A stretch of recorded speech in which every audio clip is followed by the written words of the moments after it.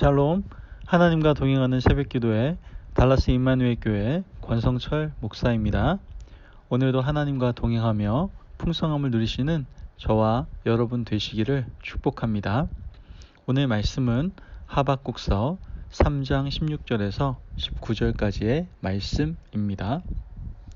내가 들었으므로 내 창자가 흔들렸고 그 목소리로 말미암아 내 입술이 떨렸도다. 우리가 우리를 치러 올라오는 환난 날을 내가 기다림으로 썩이는 것이 내 뼈에 들어왔으며 내 몸은 내 처소에서 떨리는도다. 비록 무화과 나무가 무성하지 못하며 포도나무에 열매가 없으며 감람나무에 소출이 없으며 밭에 먹을 것이 없으며 우리에게 양이 없으며 외양간에 소가 없을지라도 나는 여호와로 말미암아 즐거워하며 나의 구원의 하나님으로 말미암아 기뻐하리로다. 주 여호와는 나의 힘이시라. 나의 발을 사슴과 같게 하사 나를 나의 높은 곳으로 다니게 하시리로다. 이 노래는 지휘하는 사람을 위하여 내 수금에 맞춘 것이니라. 아멘. 하나님의 말씀입니다. 여러분 생각에 믿음이라는 것은 무엇입니까? 마음으로 어떤 결단을 하는 것이 믿음입니까? 물론 마음의 신념 이런 것도 믿음이 맞죠. 하지만 어떤 분들은 이렇게 얘기합니다. 믿음은 관계라고요. 단순히 마음에만 있는 것이 아니라 정말 나의 삶 가운데 그대로 나타나기까지 하는 것, 이런 관계 가운데 표현되어지는 것, 이 모든 것이 다 믿음 안에 있다라고 이야기를 하죠.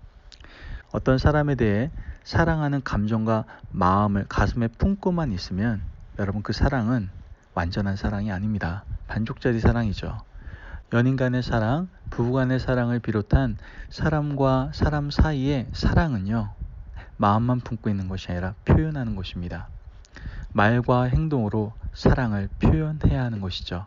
말과 행동이 아니더라도 눈빛과 몸짓 언어로 얼마든지 또한 사랑을 표현할 수 있겠죠. 여러분, 사랑은 표현할 때 공동체를 더욱더 아름답고 풍성하게 만들어줍니다. 우리가 하나님을 믿는다라고 고백하지만 그 고백이 마음에만 있으면 안 돼요. 언제나 행동으로 나타날 수 있어야 된다는 것이죠. 야고보 사도는 행함이 없는 믿음은 무슨 믿음이라고 얘기합니까? 죽은 믿음이다라고 말을 하죠. 마음으로 믿는다 말하고 행동으로 드러나지 않는다면 그 믿음은 죽은 믿음이다라는 거죠. 하박국서의 주제 말씀은 하박국 2장 4절의 말씀에 오직 의인은 믿음으로 말미암아 살리라 라는 말씀이죠. 그 말씀에서 가장 중요한 단어는 무엇입니까? 살리라 라는 단어입니다. 즉 믿음은 살아내는 겁니다. 믿음을 붙들고 투쟁하고 뒹굴며 살아가는 겁니다. 사람들은 물질이 있어야 산다고 말을 하죠. 누군가를 의지해야 살 수 있다라고 얘기합니다. 하지만 하나님을 믿는 사람들은 그런 것 없어도 믿음만 가지고 살아가는 사람들이다라는 거예요. 그때 믿음은 역사하는 힘이 아주 강하게 나타납니다. 오늘 본문 말씀, 하박국 3장 말씀은 믿음으로 살아가는 것이 어떤 것인지를 더욱더 분명하게 가르쳐주고 있죠. 하박국 선지자는 하나님께 엎드려 구했습니다. 유다 백성들이 악합니다. 백성들은 우상 숭배에 빠져 있습니다. 위정자들로부터 백성들까지 종교 지도자와 정치 지도자 할 것 없이 모두 썩어 빠졌습니다. 이 나라를 고쳐 주시옵소서. 이렇게 말하죠. 하나님께서는 이에 대해 말씀하십니다. 바벨론을 들어서 너희 나라를 칠 것이다. 선지자는 화들짝 놀랐습니다. 그리고 하박국이 말합니다. 하나님, 어떻게 하나님이 택하신 선민을 바벨론을 들어 치려 하십니까? 선지자는 하나님께 간청을 하죠. 하지만 시간이 지나면서 하박국 선지자는 하나님의 뜻을 받아들이게 됩니다. 그리고 기다리겠다라고 결심을 하고 그 결심 후에 하나님께 기도하는 것을 보게 됩니다. 오늘 본문 1절과 2절 말씀을 보면 시기온옷 맞춘 선지자 하박국의 기도라. 여호와여, 내가 주께 대한 소문을 듣고 놀랐나이다. 여호와여, 주는 주의 일을 이 수년 내에 부응하게 하옵소서. 이 수년 내에 나타내시옵소서. 진노 중에라도 긍휼을 잊지 마옵소서. 아멘. 여러분 한 번쯤 다 들어보셨을 말씀일 겁니다. 잘 알고 있는 우리 말씀이기도 하죠. 부흥 때문에 아마 더 많이 알고 있는 말씀인 것 같습니다. 여기는 부흥이란 단어가 나오죠. 그런데 우리가 다시 한번 생각해 봐야 될 것이 있는데요. 우리가 아는 부흥과 지금 하박국 선지자가 기도할 때 사용하는 부흥은 전혀 다른 의미입니다. 우리는 부흥을 숫자가 늘어가는 것을 생각하죠. 10명이 100명 되고 100명이 1000명 되는 것, 수많은 사람들이 모여서 예배 드리는 것을 부흥이라고 생각합니다. 물론 그것도 맞을 수 있죠. 그래서 많은 사람들이 부흥을 위해서 기도하죠. 하지만 진정한 부흥의 의미는 그런 게 아닙니다. 오늘 말하고 있는 그 부흥의 의미는 하나님의 뜻이 이루어지는 것을 말씀하고 있다라는 거예요. 선지자는 그런 의미로 지금 오늘 부흥이라는 단어를 사용하고 있죠. 하나님 수년 내에 부흥하게 하옵소서. 지금 이 말은요, 하나님 우리 민족을 심판하겠다고 하셨습니다. 수년 내에 이 민족을 심판하십시오. 그것이 하나님의 뜻이라면 이루어 주십시오. 그런데 한 가지 부탁할 것이 있습니다. 진노 중에라도 긍휼만은 잊지 마십시오. 가난하고 병든 사람, 부녀자들, 연약한 사람들, 이러한 사람들이 바벨론의 칼날 아래 짓밟힐 때 그들을 긍휼히 여겨주십시오. 지금 하박국 선지자는 이렇게 기도를 하고 있는 것이죠. 여러분, 우리는 오늘 이 말씀을 통해서요, 아주 결단의 의지를 가지고 있는 하박국 선지자의 모습을 볼 수가 있습니다. 어떻게 보면 우리도 하나님 앞에서 이런 자세가 필요할 수 있어요. 숫자만 늘게 해달라고 간구할 것이 아니라 비록 망하는 한이 있더라도 하나님의 뜻대로 살기를 결단하겠습니다. 이런 과감한 배포가 우리에게 있어야 된다는 것이죠. 입으로는 믿는다고 했는데 행동으로는 표현하지 않는다면 그 믿음은 가짜 믿음이고 죽은 믿음입니다. 그러므로 믿음을 삶에 적용시키는 것이 너무나도 필요하다는 것이죠. 하박국 선지자는 한 걸음 더 나아가죠. 16절 말씀을 보면 내가 들었으므로 내 창자가 흔들렸고 그 목소리로 말미암아 내 입술이 떨렸도다.